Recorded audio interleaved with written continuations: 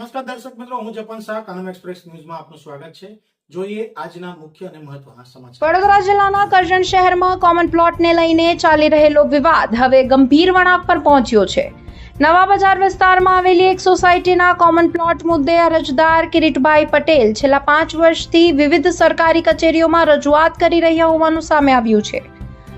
આરોપ છે કે વારંવાર રજૂઆતો છતાં યોગ્ય કાર્યવાહી કે સંતોષકારક જવાબ મળ્યો નથી. આ દરમિયાન કિરીટભાઈ પટેલે તાજેતરમાં એક લેખિત પત્ર જાહેર કરી 15 ઓગસ્ટ 2026ના રોજ આત્મવિલોપન કરવાની ચીમકી ઉચ્ચારી હોવાનું જાણવા મળ્યું છે. પત્ર જાહેર થતાં જ સમગ્ર મામલો સોશિયલ મીડિયા, ખાસ કરીને ફેસબુક પર ઝડપથી વાયરલ બન્યો છે અને સ્થાનિક સ્તરે ભારે ચર્ચાનો વિષય બન્યો છે. ઘટનાને લઈને તંત્રમાં પણ દોડધામ શરૂ થઈ હોવાનું કહેવાઈ રહ્યું છે. હવે સંબંધિત વિભાગો અને અધિકારીઓ આ મામલે શું પગલાં ભરે છે તેના પર સ્થાનિક નાગરિકોની નજર મંડાઈ છે. રિપોર્ટર મનોજ દરજી, કરજણ.